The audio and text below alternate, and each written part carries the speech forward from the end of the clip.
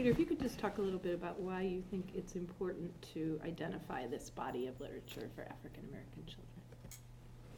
Well, in general, it's a valuable thing to do when you consider the state of educational experience of African American children in this country. But for this particular project, it's extremely important and powerful because of the way in which the program sort of embraces the idea that, we need to know culture deeply. And by culture, I mean not just kind of like the local culture, but opening up ways for folks to, access and understand history and African American history and context in ways that don't require them to go back and study it themselves, but most importantly, help children engage with those understandings and those meanings and those tropes and so forth.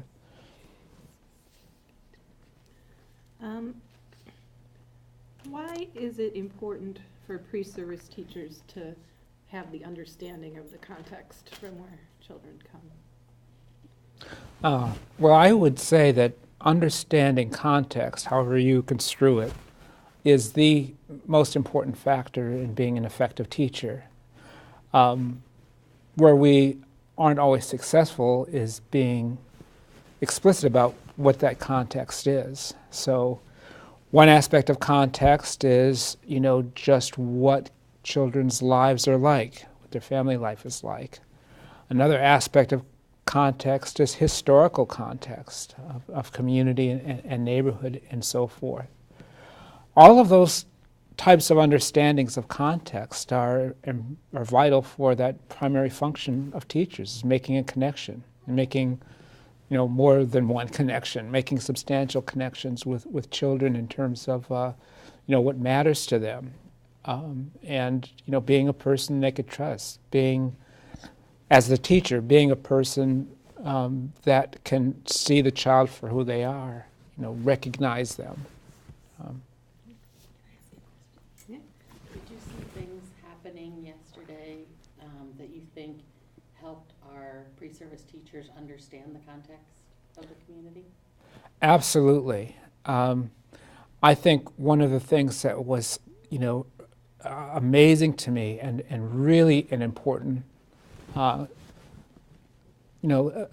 just a totally awesome experience was seeing that the history, depicted in a lot of the children's books, was broken up open in a way that they could not possibly have had if they didn't have this really open, free relationship with the mentor teachers, who likewise were impacted by the literature. So here you have two folks from two different sides of the tracks, so to speak, impacted by these powerful children's stories in different ways, from different perspectives, and they're actually able to share those perspectives in ways that allowed a connection that I don't think would have been possible any other way. I mean, I can't imagine, the being touched to tears of these, very, august, community leaders in front of these young, undergraduate girls and young men. So that was truly amazing. And as we were talking to the students today, I said this again, just the power of, this children's literature being the context for opening up a context of real, honest, authentic, even emotional connection was really powerful. So it's an event to be duplicated. And as soon as I get back, even before I get back, I'm going to think about how that experience, that activity setting should be, done by a lot of folks for the same outcome, the same goal. So how is that? Wait, pause real quick. Couple things. First of all, just direct all your answers to Eva, even if Pat asks you. Okay. Just look at Eva when you say it. Yes. Try not to glance at Ignore camera. the woman behind the curtain. Well, you're going to have to move Oh. because I'll hide. I, by instinct, like whoever's there, I'm talking to her. So Okay. Put your head on her shoulder or something. On the right side. The two Right. headed. Did we tell you that the students call us Piva? At. The two. Or at, they call us Piva, the two-headed. We could go as that for Halloween. The two-headed woman. The question before that, did somebody have a phone that beeped or something? Or I thought I heard something. Yeah, it was probably this. Okay. Should I turn it Did off? you do it yesterday a couple times too? While Yeah. you're, yeah. Can we turn that off? Yeah. Just to be safe. Just to be safe. And we don't have to do the question over. Eagle ears. That's right. Okay, if I ask, I didn't want to get too close to the camera, but if I. My wife doesn't call me. No. She talks like I do. So I'm saying, what? What? But you can hear a beep in a silent If room. I ask a question, I'll stand right behind you next Put time. your head Okay. on my shoulder. All right. And then I'll get scared like you do. Yeah, that's right. Okay, so with what you just said, and the literature being sort of the bridge that opens up that possibility for dialogue, and how much they got out of that mutually was clear, but how does that make them better teachers? Well, I think one aspect of teaching is, imagination. Another aspect is innovation, ability to make change. Third is improvisation. And all of that kind of depends on, having a, almost like a secondhand, comfortable understanding of the people, places, literature that you're dealing with. I saw among those young people a sense of being home, being at home, by their sharing of the literature with the community members and, just the conversation that ensued after that. And again, what was the measure? Well, being able to have a conversation that, this young collegiate and this seasoned professional would never, ever otherwise have, that degree of actually intimacy around things that were important, things that matter to the education of kids. So that really is the essential ingredient in being a good teacher. Good teaching is a matter of relationship, and however rich and deep and broad you can make that relationship is a matter of making that expertise deeper, broader, and more significant and impactful. That's the piece, Ben, Good. right there. That was awesome. Well, thanks.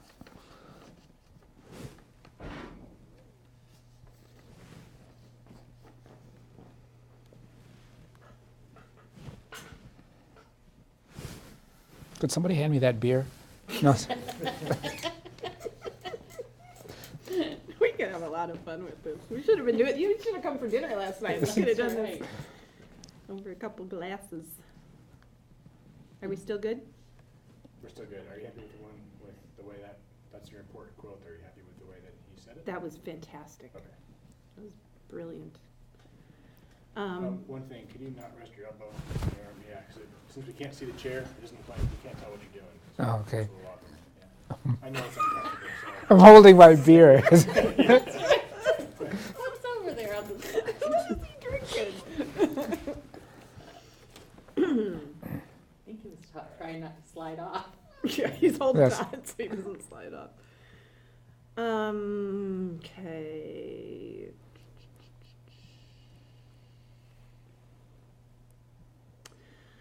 All right.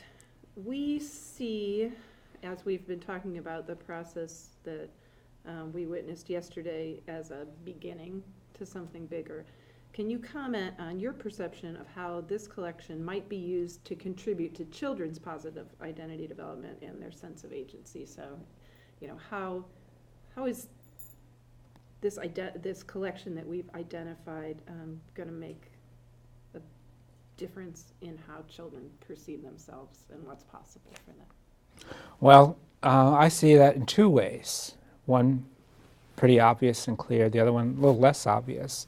The obvious one is that you have a set of children's literature that has been, through this wonderful process, selected to bring forth that theme, to be the basis in which children can, think through, feel through, engage, place themselves in, and that was the author's intent to elicit and animate sort of an identity exploration for African American children, reading that piece of literature.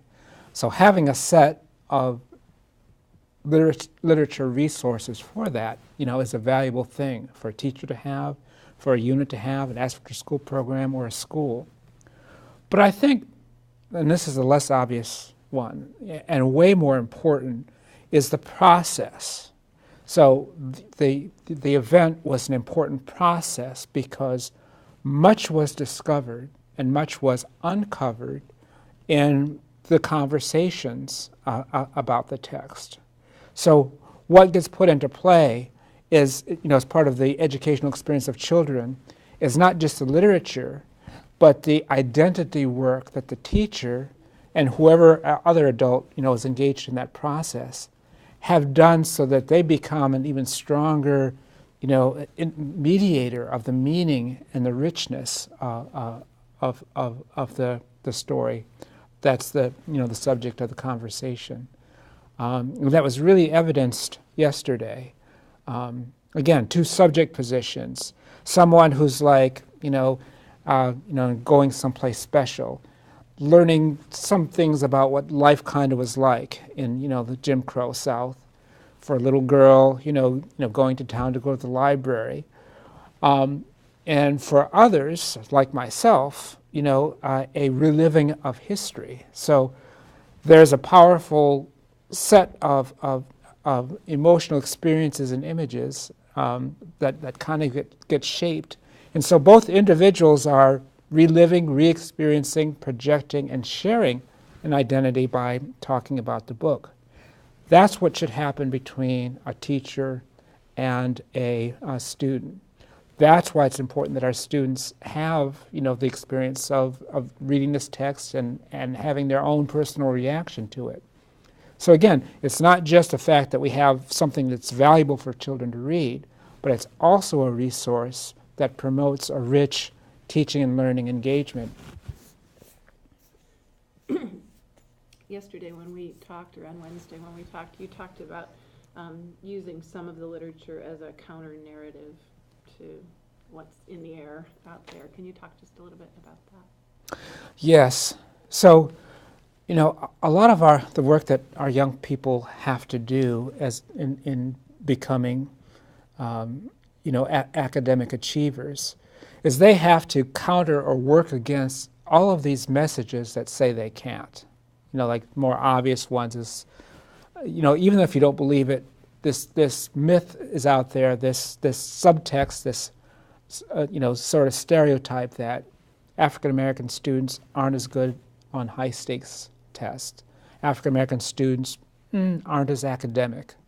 Now, even though the child may not believe that cognitively or the teacher believe that cognitively, those are things that nonetheless can influence their performance. And we know this from social science research of Claude Steele and the whole notion of stereotype threat.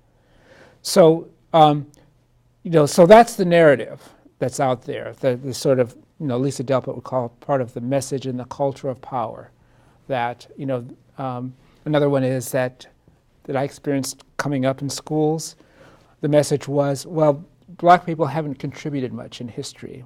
That the ones that we read about, the few that we read about, they're exceptional, they're special, there's something unique about them. It wasn't characteristic of the population at large.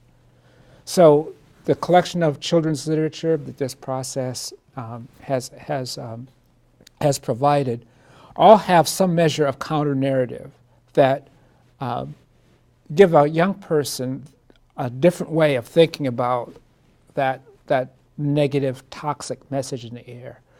That, for instance, they learned that there are all kinds of people. Just because they haven't been written about, just because they haven't appeared in the history that they were taught in school, doesn't mean that they didn't exist. And they could learn, that they exist. They could learn the basis of what, really is the essence of African American culture in America, is a striving for literacy, at all costs. The phrase freedom for literacy, literacy for freedom, that's the underlying theme. And so any narrative out there that says, and I hear this sometimes even now from teachers, well, those families, they just don't value education. The parents just don't care about their kids' education. Nothing could be further from the truth. But rather than just saying that to folks, it's understanding the experiences, the cultural legacy, and the history that proves it. That's important. So the counter narrative is both telling the truth, but telling the truth in a way that rings true to the young person in that narrative, counter narrative that's about themselves.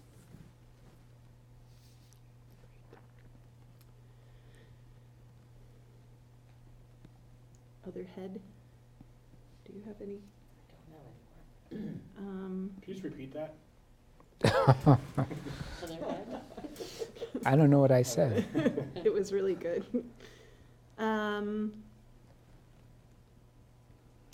just trying to think if we want to ask a question more just generally about our program and what we're doing Sure. to give it some Yeah. context. If we, Yeah, kind of like what we asked at lunch about just yeah, if how you, it kind of fits in with what else is out there and the whole discussion about. yeah, just some, Redesign yeah, it. some general impressions of the work that our program is doing to prepare future teachers, and how, do you think that's?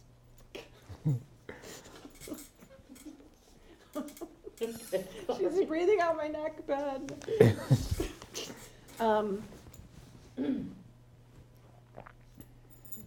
Just your impressions of the schools within the context of community program, and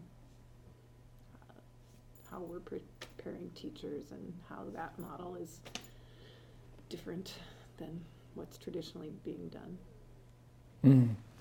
Well, there's things, maybe I just go down the things that come to mind that I like. In terms of the immersive design, the way you guys are putting it forward. I like that it's, deliberatively developmental. The sense that, even though you're the instructors in it, you have the disposition, the stance that you're always learning, and that from the unique experience. We'll start that over. Oh, okay. Just saying that it's uniquely developmental or something. Deliberate. Oh, Deliberately developmental. yeah. So that I think the value that I use to describe that is concerted cultivation. You're not about, filling folks with information, because if you were about that, you'd go back to a course things, go in your thing, and then do it in the field, which, by the way, most teacher education still does. But it's the idea of you want to develop capacities, proficiencies, how you engage a student, and how do you design instruction that pulls them in and gets them participating. That does draw upon formalized knowledge, but in this immersive situation, it's done in a way that's appropriate to the situation. It's a situated learning that is way more powerful. And incidentally, if we really thoroughly understood the deep structure of how human beings learn, that's how all human beings learn. It's never a matter of transmitting information. Very little of what's value is through transmission. Most of what's of value is based upon the individual learner wanting to become a more accomplished participant in whatever is out there in the field that's important. So in schools, that's learning. It's learning something, learning your history, learning your arithmetic. For our candidates, it's learning how to be a more effective teacher. So the fact that it's the design fits natural learning, that's an important aspect of the immersive model. The other thing is genuine relationships. I remember a conversation just not too long ago, sort of the importance of a team. So the integrity of the team as being mutually dependent and reinforcing, and building those dispositions of collaboration and collegiality among the students. It amplifies enormously what they're able to learn, how they're able to change dispositionally. And it's just incredible. I mean, I couldn't believe where they're at in terms of their, professionalism and their degree of care and connection with folks, their children, and members of the community in just, this relatively short period of time. So it's like an intelligent system, for maximizing learning and developing what I call it, the wisdom of practice. Practical knowledge in the truest sense. So not simply knowing the, theoretical and principled propositional knowledge, but what you do with it and what you're able to do with it. And more importantly, the discernment to make moment-to-moment decisions as to, what you apply, when you apply it, and how you do it. I think those are things that are really important, really appealing from a teacher-educator's point of view, and, just appealing from the standpoint of this is the way we ought to be doing education. This is just more personal, but why aren't more people doing this? If we, it doesn't seem to me that it's rocket science, that this would be a better way to go about preparing people than the way that we traditionally do it. So why do you think more people aren't doing this kind of work? Well, I guess it's the same reason why we're not doing a better job educating our children. It's a matter of there's, just generally stating it, an insufficient will and an insufficient skill. If I in my role have had occasion to do, look at teacher education programs and evaluate them, and they are just not understanding and applying what we really understand to be the best means of teaching and learning. It's really not a sociocultural, contextualized, deep processing, authentic, relationships-based model. It's still the same-o of, course-delivered content. I think there are other reasons. Asking the critical question, whose interest does it serve to continue in the common tradition? And, in the big scheme of things, you could look at teacher education kind of being under assault. Andy Hargreaves, who's a friend of mine and who studies this kind of big picture, I think, summarizes it in sort of like large terms. We as a country have opted for one of two ways to look at education in our country. One is to try to get short-term gains, short-term turnarounds, show me annual yearly progress in a year or a grade level gain in a year, and we're going to evaluate teachers on the basis of what happens within less than 2 semesters. That's looking for a short-term gain, and the type of investment you make is not in people, not in teachers, not in knowledge. The alternative, and he and Linda Darling Hammond and others who have studied other countries, the top 10 have chosen a different pathway where the investment is in human capital, developing teachers over time so that they can be maximally prepared to develop students. So I think that there's a structural context, a warring ideology that what learning is getting tooled up to get into your slotted prerogative, to carry these jobs and raise overall scores so the United States can compete successfully with Japan and other whatever other countries. Those sensibilities are driving decision making about how we prepare teachers, how we construe schooling, and it just makes it very difficult for people to make what arguably is a significant investment. But what Andy's argument shows is the payoff is longer term, but substantial. This is a question that I asked all of the students last year. Who is your favorite SCC faculty member? You are. I was waiting for that. What? Well, I was wondering what the STC, SCC, Schools Within the Context of a Community. That's just the the name of our acronym for the program. program. that's you guys, right? That's us, yeah. Oh, okay. Yeah. We would do that to every student last year, and they would be like, huh? Yeah. Except for somebody said John. Yeah. They were like, John. Oh.